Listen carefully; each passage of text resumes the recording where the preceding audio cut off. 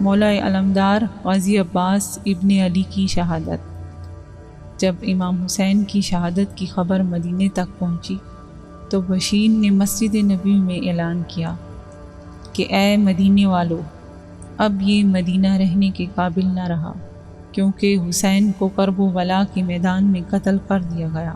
تاریخ نے لکھا مسجد نبی کے ساتھ امام علیہ السلام کا گھر موجود تھا، اور اس وقت اس گھر میں بی بی ام البنین رہتی تھی۔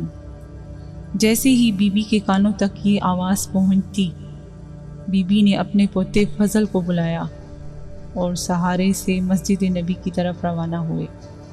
کیونکہ آپ کی آنکھوں میں موتیا اترا ہوا تھا، آپ دیکھ نہیں پاتی تھی۔ بس عصا اور اپنے پوتے کے سہارے سے جب مسجد نبی کے قریب پہنچی اور بشیر کو آواز دی کہ اے اعلان کرنے والے، کون سا حسین مارا گیا؟ بشیر رو کے کہتا ہے، اے بی بی، رسول اللہ کا نواسا بی بی فاطمہ زہرا کا بیٹا حسین ابن علی قتل کر دیا گیا ہے۔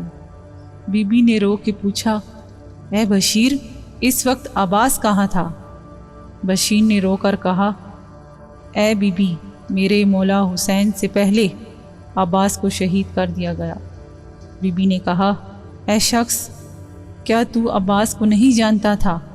میرے عباس جیسا بہادر اس عرب کی سرزمین پر کوئی نہ تھا، وہ کیسے مارا گیا؟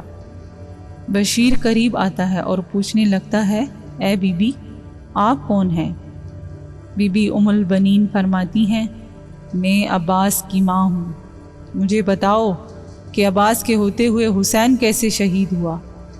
بشیر رو کے دست ادب کو جوڑ کے کہتا ہے، اے بی بی، آخری دم تک آپ کا بیٹا عباس امام حسین کی خدمت کرتا رہا اور کہتا رہا، اے میرے آقا حسین، مجھے اجازت دے تاکہ میں ان کو بتاؤں کہ میں علی کا بیٹا ہوں۔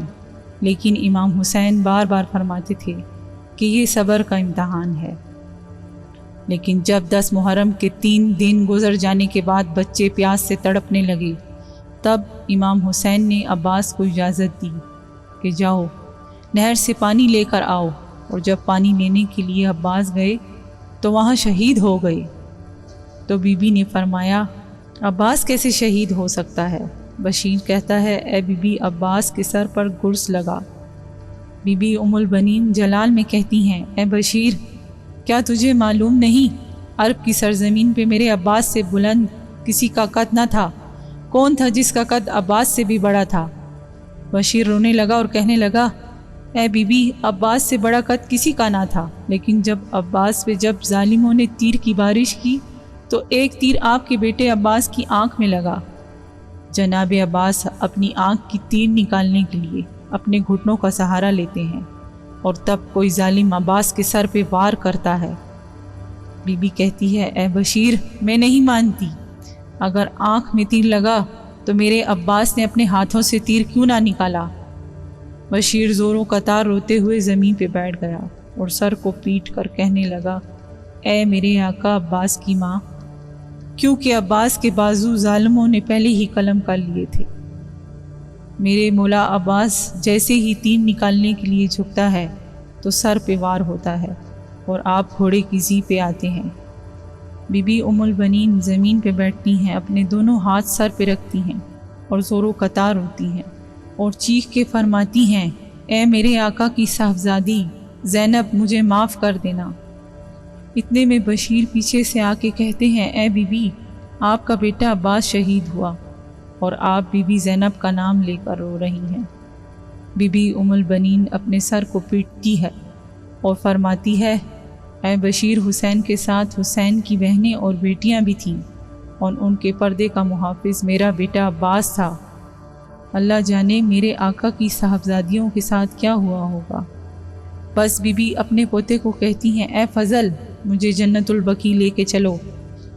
جنت البقیع تک آتی ہیں، بی بی فاطمہ زہرا کی قبر پر خود کو گراتی ہیں، خاک سر پہ ڈالتی ہیں اور فرماتی ہیں، اے رسول کی بیٹی، مجھے معاف کرنا، میرا عباس آخری دم تک آل رسول کا غلام بن کے رہے، لیکن افسوس رسول کی بیٹیوں کا پردہ بچ نہ سکا۔